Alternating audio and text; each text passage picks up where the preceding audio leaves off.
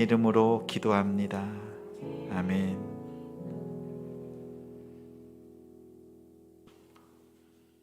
오늘 말씀은 디모데전서 6장 3절부터 10절입니다. 신약 341쪽입니다. 한 절씩 교독하겠습니다. 디모데전서 6장 3절부터 10절, 우리 신약 341쪽입니다.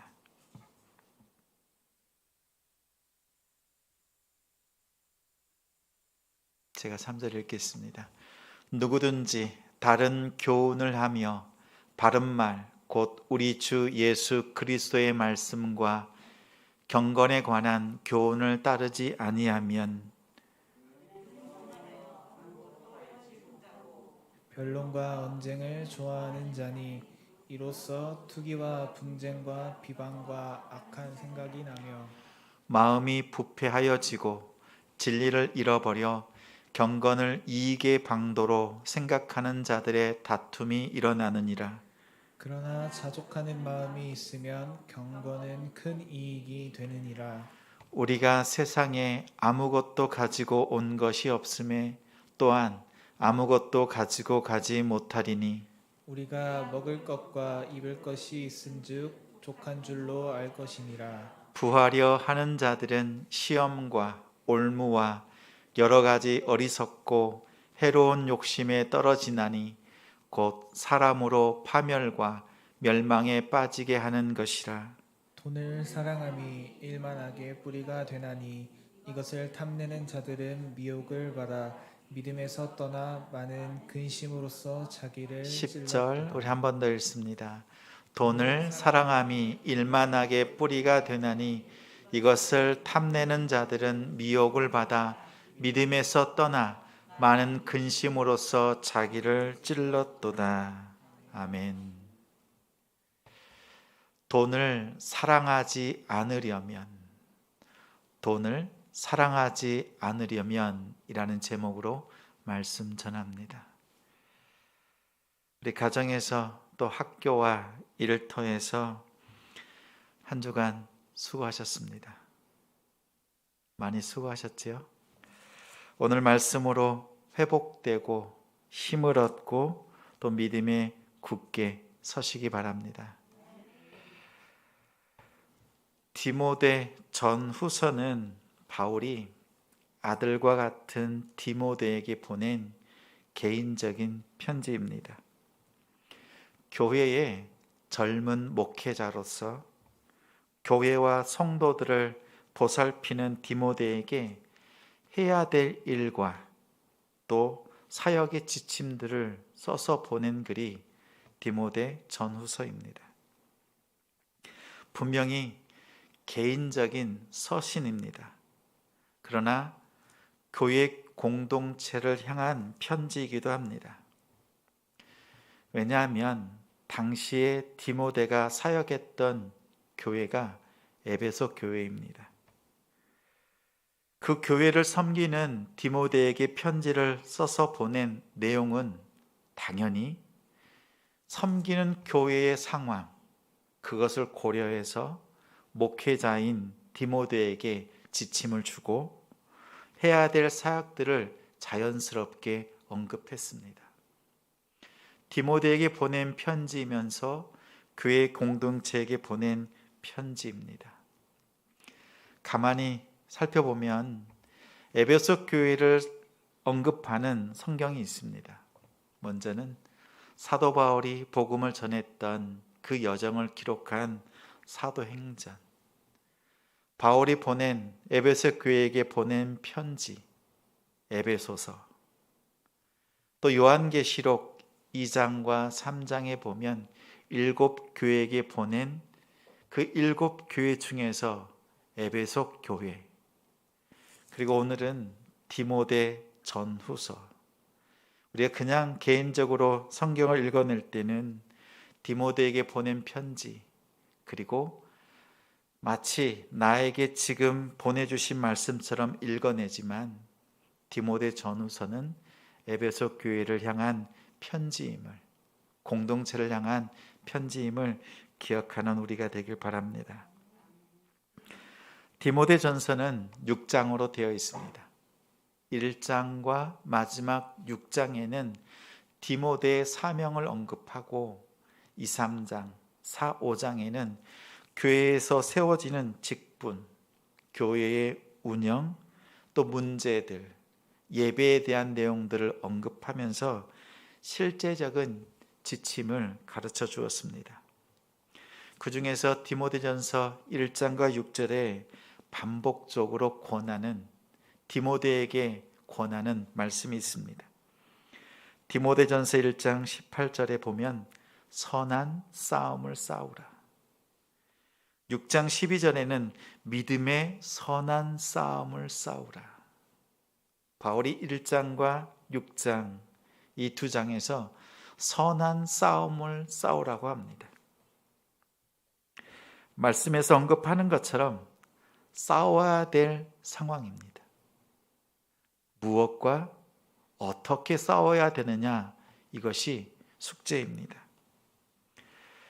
오늘 3절에 보니까 누구든지 다른 교훈을 하며 바른말 곧 우리 주 예수 그리스도의 말씀과 경건에 관한 교훈을 따르지 아니하면, 이 한 절에 교훈이 두 가지가 나옵니다. 먼저는 다른 교훈, 다음은 바른 말, 다시 말해서 바른 교훈을 말합니다. 싸워야 되는데 무엇과 싸우느냐가 중요합니다. 다른 교훈이 있습니다. 당시에는 지혜로 구원받는 그 길을 열심히 갈구하던 때입니다. 헬라 시대를 보내고 또 헬레니즘으로 많은 사람들이 지식을 통해서 하나님을 찾고 또 육신의 것은 후패하고 영은 거룩하다라고 강조하던 그런 시기입니다. 그리고 철학이 팽배하던 때입니다. 철학에 깃들어져 있는 기독교, 또 그러한 거짓 교사들이 교환해서 판을 치던 때, 교회를 어지럽게 하던 때입니다. 그래서 사도 바울은 그런 다른 교훈을 전하는 자들과 그들을 대항해서 바른 교훈으로 가르치고 행할 것을 디모데에게 당부했습니다. 우리 성도님들의 생활에는 어떻습니까? 우리의 삶 속에도 세상의 소리가 있고 하나님의 소리가 있습니다. 세상의 소리에 우리가 마음을 기울일 때 혹하지요. 부자가 되고 싶기도 하고 또 많은 것들을 얻고자 하고자 하는 마음들이 있습니다. 그러나 한편 때로는 우리 안에 있는 양심이 성령께서 우리로 하여금 깨닫게 합니다. 세상의 헛된 것들을 쫓지 않도록 늘 견책하고 깨닫게 하시고 속지 않도록 우리에게 당부하시는 은혜가 있습니다. 근데 오늘 바른 말, 바른 교훈이 무엇인지 성경은 분명히 밝혔습니다. 우리 주 예수 그리스도의 말씀과 경건에 관한 교훈, 가르침이라고 말합니다. 바른 말은 복음입니다. 그리고 경건이란 복음대로 살아낸 삶의 흔적을 말합니다. 하나님을 바르게 섬기는 것이 경건입니다. 하나님의 보시기에 옳게 또 좋게 하나님을 공경하면서 하나님의 뜻대로 살아내는 것이 경건입니다. 당시 에베소 교회에는 성도들의 경건한 삶을 방해하는 사람들이 있었습니다. 앞서서 언급한 것처럼 우리의 육신은 후패하니까 영은 거룩하다. 그러다 보니 육신이 아무리 더러워져도 영만 깨끗하면 된다. 그래서 아예 타락을 조장하거나 아니면 극단적으로 금욕주의로 빠지거나 이런 양극단으로 갈라지는 시대였습니다. 그리고 이렇게 거짓 교사들이 가르칠 때에는 허황된 말로 그리고 흥미를 돋구는 헛된 이야기들도 성도들의 경건 생활을 방해했습니다. 이들의 삶에는 성적으로 문란하거나 또한 다툼과 시기가 있었다고 성경은 말합니다. 바울은 디모데에게 교회의 상황을 살피면서 이제 젊은 목회자로서 하나님 앞에 어떠한 삶을, 어떠한 싸움을 싸워야 되는지 이렇게 지침으로 알려주었습니다. 그들의 모습, 거짓 교사들의 모습을 보면 4절에 교만합니다. 5절엔 마음이 부패합니다. 세번역 성경으로 보면 마음이 병들었다 말합니다. 그리고 그들의 모습은 5절 중간에 보면 경건을 이익의 방도로 삼았습니다. 성도들이 아직 연약할 때 그들의 마음을 흔들어 놓고 거짓된 말씀을 전하고 사례를 받는 것을 즐겨했습니다. 당시에는 모여있는 청중의 숫자에 따라서 사례가 달라졌다고 합니다. 그래서 많은 사람을 모으기 위해서 더 과장된 설교, 혹할 만한 내용을 가지고 엉뚱한 설교들을 했습니다. 그래서 오늘 보니 경건, 말씀을 가지고 가르치는 그 일을 자신의 유익을 위해서 전했던 시대였습니다. 디모데는 그러한 일들과 싸워야 될 위치에 있었고 젊은 목회자로서 그것들을 멀리 해야 했습니다. 바른 말, 복음이 아닌 다른 것들로 사람의 마음들을 사고 또 그것을 돈을 얻기 위해서 애쓰는 거짓 교사들과 싸워야 했습니다. 거짓 교사들은 오직 돈에 매여 있었습니다. 그들의 마음 속에는 아무리 많은 돈이 있어도 밑빠진 독과 같았습니다. 바울은 그것을 직시했고 그들의 마음이 어떠한지 6절에 이렇게 말합니다. 자족하는 마음이 있으면 경건은 큰 유익이 있느니라. 다시 말해서 거짓 교사들에게는 자족하는 마음이 없습니다. 물질을 탐할 때 끝이 없지요. 부자가 되려가는 마음, 그게 그릇된 마음이 아니라 더 많은 것들을 또 주신 것들에 만족하지 못하는 것, 그 마음을 지적합니다. 자족하는 마음이 있으면, 여기서 자족하는 마음이란 무엇입니까? 오늘 7절 말씀을 우리 함께 읽겠습니다. 있습니다. 우리가 세상에 아무것도 가지고 온 것이 없음에 또한 아무것도 가지고 가지 못하리니. 한 문장이 떠오르지 않습니까? 누가 말씀하셨는데 공술의 공수거, 불교에서 쓰는 용어로 기억합니다. 사실 이 종교적인 용어로 풀어내지 않더라도 이 이치에 대해서는 누구나 잘 알고 있습니다. 우리 인생은 빈손으로 왔다가 빈손으로 갑니다. 이것을 노래하는 노래들이 많이 있죠. 그런데 7절에 말씀하신 이 내용이 인생의 무상함, 허무함을 말하는 것이겠습니까? 그런 뜻일까요? 실제는 이런 뜻입니다. 우리가 태어날 때 하나님께서 우리의 손에 주신 것이 있습니까? 없지요. 우리가 죽을 때도 하나님께서 우리 손에서 취하시는, 기대하시는 것이 있습니까? 없습니다. 이 뜻입니다. 허무한 것이 아니라 하나님이 주신 것도 없고 우리 손에서 하나님께서 찾으시는 것이 없는데도 왜 그렇게 가지려고 하느냐, 소유하려고 왜 이렇게 집착하느냐는 뜻입니다. 돈을 더 가지고 싶고 부자가 되고 싶고 그렇게 소유욕을 밝히는 우리의 삶을 이 한 문장으로 얘기했습니다. 그리고 그에 대한 답으로서 8절 말씀을 함께 있습니다. 우리가 먹을 것과 입을 것이 있은즉 족한 줄로 알 것이니라.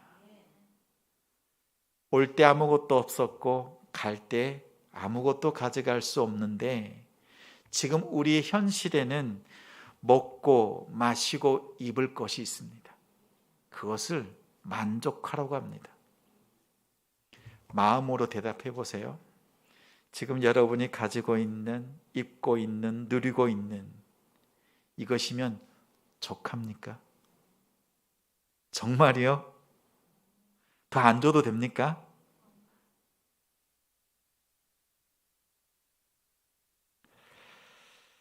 한 가지 우리가 생각할 부분이 있습니다. 이 말씀의 뜻은 이렇습니다. 하나님께서 주신 것이라면 족합니다. 하나님께서 주신 것이라면 족합니다. 이스라엘 백성들의 역사에 하나님께서 공급하신 것으로 부족함이 없고 또 넘치지도 않고 늘 만족스러웠던 때가 있지요. 언제입니까? 광야 40년을 보내는 동안에 매일같이 만나를 주셨습니다. 내가 열심히 해서 얻은 것 아닙니다. 분명 거둬들여야 되는 수고는 따릅니다. 그러나 만나를 매일같이 주시는 분은 하나님이셨습니다. 처음에는 부족할 줄 알고 더 거둬들였습니다. 그랬더니 썩습니다. 또 이제 안식일에는 내리지 않을 것 같으니 하나님께서 말씀합니다. 하루만 지나도 썩는 그것이 이틀을 두어도 썩지 않는 양식이 되었습니다. 이것은 하나님께서 공급하시는 것이었습니다. 내가 가지지 못한 것, 가난한 것이 아니라 나에게 꼭 필요한 만큼 하나님께서 공급하신 것이다. 이 마음이 있으면 더 이상 가난하지 않습니다. 더 이상 비교의식에 빠지지 않습니다. 많이 없어도 부족하다고 여겨질지라도 더 이상 가난이 아닙니다. 하나님께서 이스라엘 백성을 40년 동안 이렇게 훈련하셨습니다. 상상 속으로 풍성해지는 것이 아니라 그리스도 안에서 하나님의 풍성함을 누렸습니다. 우리가 이 마음을 가질 때 지금 내가 누리고 있는 것, 내가 가지고 있는 것이 하나님께서 나에게 딱 필요한 만큼 공급하신 것이다. 이것을 마음의 확신을 가지면 우리는 가난하지 않습니다. 그렇다고 해서 더 가지려고 더 많은 것들을 준비한 것, 부자가 되는 것을 포기하라는 뜻이 아닙니다.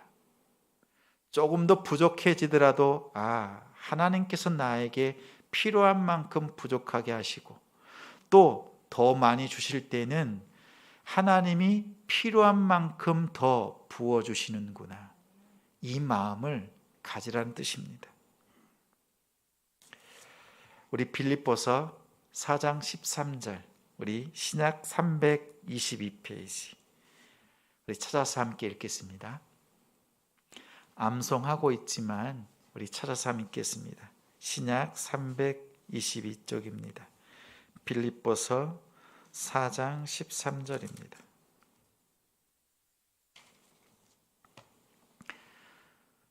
(13절) 함께 읽습니다.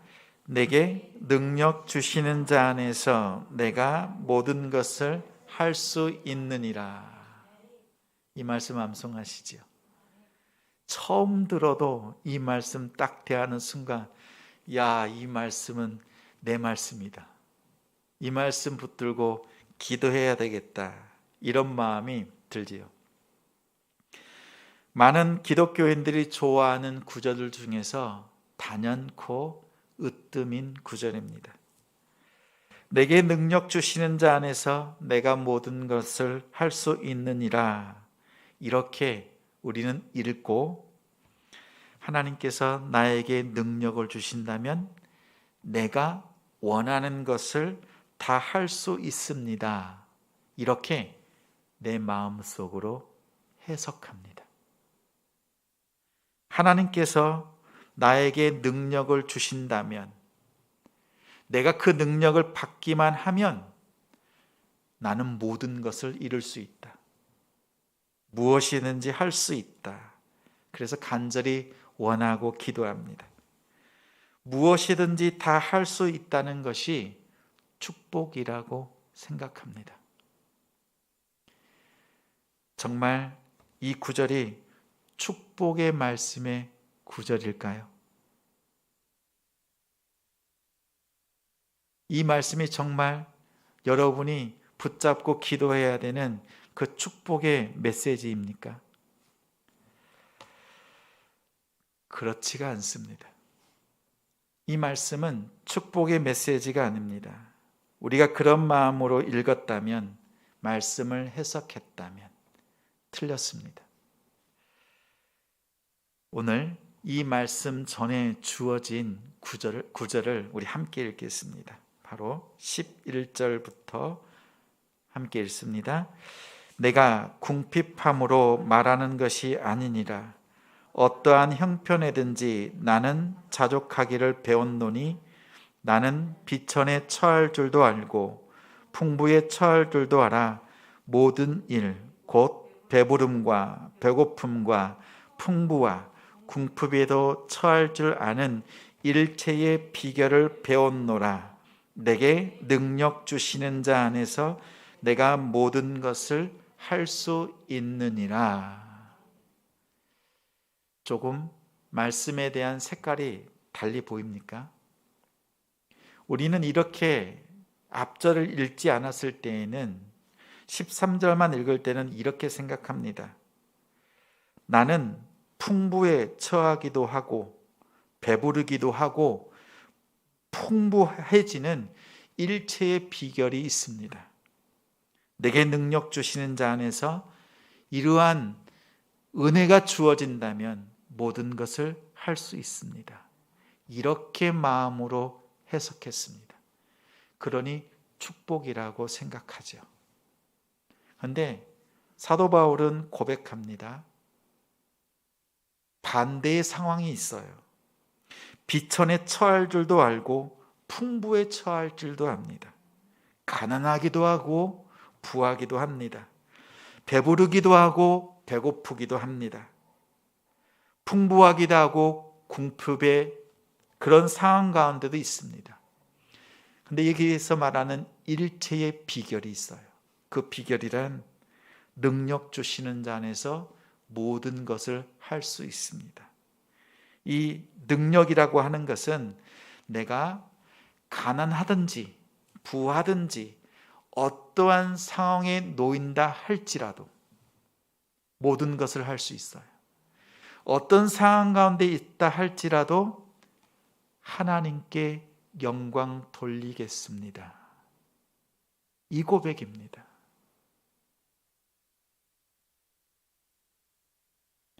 하나님께서 나를 사지에 몰아넣고 곤고한 자리에 세운다 할지라도 나는 그 자리에서 하나님께 영광 돌려드릴 수 있다 라는 차원 높은 신앙의 결단의 고백이에요. 이 말씀이 어찌 축복의 메시지입니까? 결단의 고백이지요. 우리가 고통과 아픔과 어려움, 이때도 하나님께 영광이지만 하나님께서 나를 또한 풍부하게 하실 때, 넉넉하게 하실 때에도 하나님께 영광이 될 수 있는 그러한 믿음의 사람이 되길 바랍니다. 이 말씀에 비추어서 또 한 군데 읽어볼 부분이 있습니다. 고린도 후서 6장입니다. 우리 신약 291쪽입니다. 고린도 후서 6장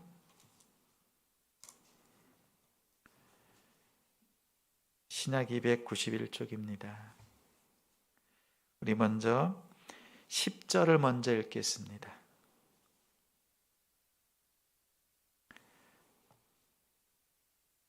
고린도후서 6장 10절 함께 읽습니다.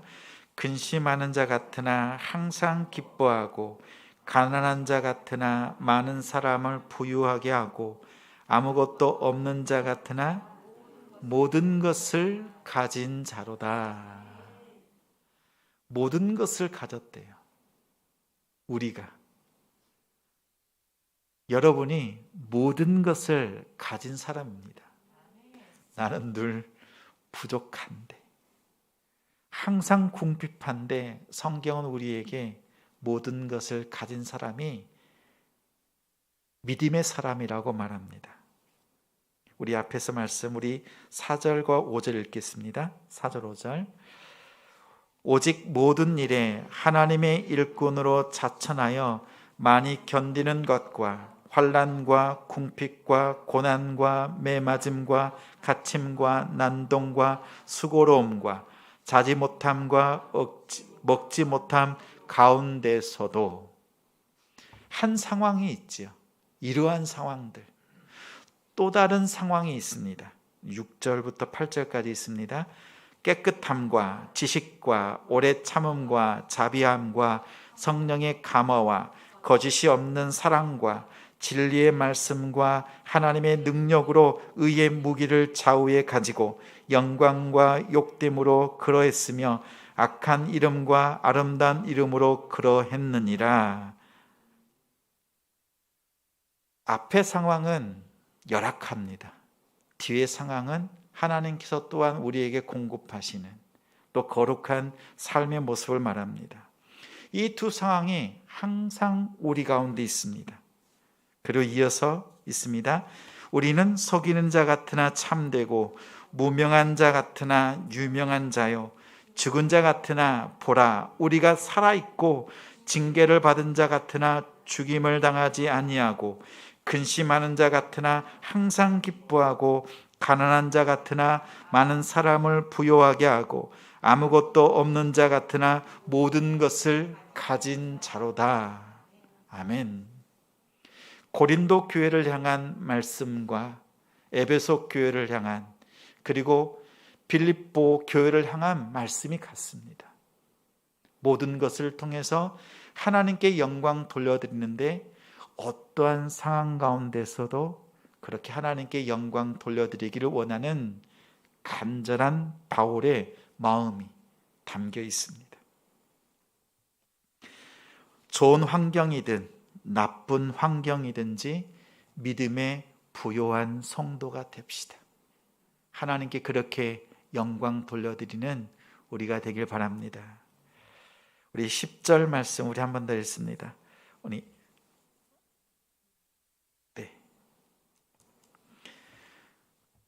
우리 디모데 우리 전서 6장 10절 말씀입니다. 함께 읽습니다. 돈을 사랑함이 일만하게 뿌리가 되나니 이것을 탐내는 자들은 미혹을 받아 믿음에서 떠나 많은 근심으로써 자기를 찔렀도다. 이런 상황 가운데서 돈을 사랑하지 않으려면 두 가지 질문을 하면 됩니다.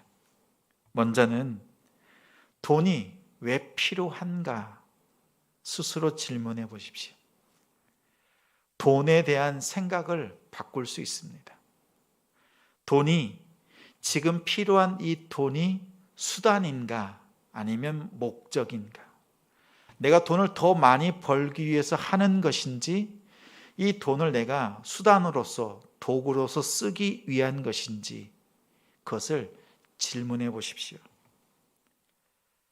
사막에서의 물은 생명과 같습니다.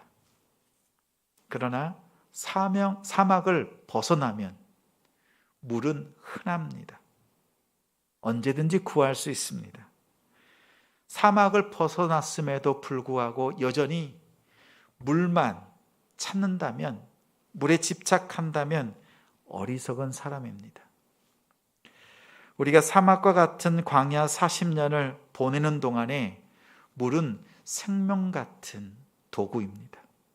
그런데 그 물을 인생의 목표로 쫓아다닌다면 그 인생은 어리석은 인생입니다. 가나안에 들어가면 물은 더 이상 필요하지 않습니다. 가나안에 들어가면 만나는 더 이상 공급하지 않습니다. 그렇죠? 이 땅에 사는 동안에 물과 먹을 만나, 마실 것과 먹을 것 너무나 중요합니다.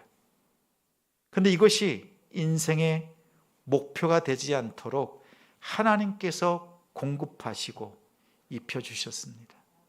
우리가 그것을 기억해야 합니다. 하나님께서 공급하신 것은 그것을 목적으로 사는 게 아니라 수단으로서, 도구로서 이용하도록 우리에게 주신 것입니다. 돈이 인생의 목표가 되어서는 안 됩니다. 그래서 내가 지금 뭔가 필요할 때 내가 이것을 더 많이 모으려고 하는 목적으로서 목표를 삼고 있는지 살펴보면서 도구로서 쓸 수 있는 우리가 되길 바랍니다. 두 번째 질문은 이번 한 주간 지내면서 주님의 이름으로 사용한 물질이 있는가? 내가 돈을 주님을 위해서 사용한 적이 있는가 살펴보십시오. 지금까지는 돈을 나를 위해서 썼습니다. 나의 유익을 위해서, 마음의 만족을 위해서 그 돈을 사용했습니다. 앞서서 말한 것처럼 재물은 하나님께서 나에게 주신 것입니다. 나에게 맡기신 겁니다. 그런데 그것을 나를 위해 쓸 때에는 그 돈이 내 것처럼 보입니다. 그러나 그 돈을 타인을 위해서 쓰려고 보면 이것이 내 것이 아님을 깨닫습니다. 그래서 내가 물질을 통해서 누군가를 도우려고 애쓰고 있는지 그것을 점검해 보십시오. 저는 지난주에 전도비를 조금 썼습니다. 평소에는 연락도 없는 사람이 연락을 합니다. 무슨 일인가? 평소가 아니라 수년 동안 연락이 없다가 1년에 한 번 전화할까 말까 하는 사람이 연락이 왔습니다. 줄 게 있답니다. 잠깐 봤습니다. 그랬더니 청첩장을 줍니다. 받아들고 기도합니다. 마음으로는 별로 깊은 그런 관계가 아닌데 하나님은 어떻게 하지요? 기도하면서 전도비를 보냈습니다. 축의금을 보낸 게 아니라 전도비를 보냈습니다. 하나님, 일주일 뒤에 결혼 다녀와서 다시 만날 수 있는 기회 주십시오. 전도비로 먼저 심고 복음을 나눌 수 있도록 준비하겠습니다. 그러니까 전도비 보냈습니다. 때로는 일터에서 식사 대접하고 싶지 않은 사람들이 많아요. 조금 있는 게 아니라 많습니다. 이런 사람들에게 돈 쓰고 싶지 않습니다. 그런데 때로는 섬기게 하실 때, 또 섬겨야 될 그때에 다시 한번 기도합니다. 하나님, 구제비입니다. 그러고 나면 제 마음도 편안해져요. 하나님, 지금 구제비 심습니다. 전도비를 보냅니다. 내게 주신 물질을 하나님께 또 주님의 이름으로 사용해낼 때 내 안에 자유함이 있습니다. 그리고 그 물질이 더 이상 내 것이 아님을 깨닫습니다. 돈이 수단인지 목적인지를 스스로 물어보십시오. 또 돈의 흐름이 나를 향하고 있는지, 이웃을 향하고 있는지를 살피면서 사용하십시오. 그럴 때 우리는 자족할 수 있고 경건의 삶을 살아낼 수 있습니다. 돈에 매이지 않는, 돈을 사랑하는 것이 아니라 돈을 좋아하되 지혜롭게 하나님의 뜻 안에서 살 수 있습니다. 부족해도 없어도 가난이 아니라 오히려 풍성함을 누릴 수 있는 그 일체의 비결로 살아가는 우리 성도님들이 되시길 바랍니다.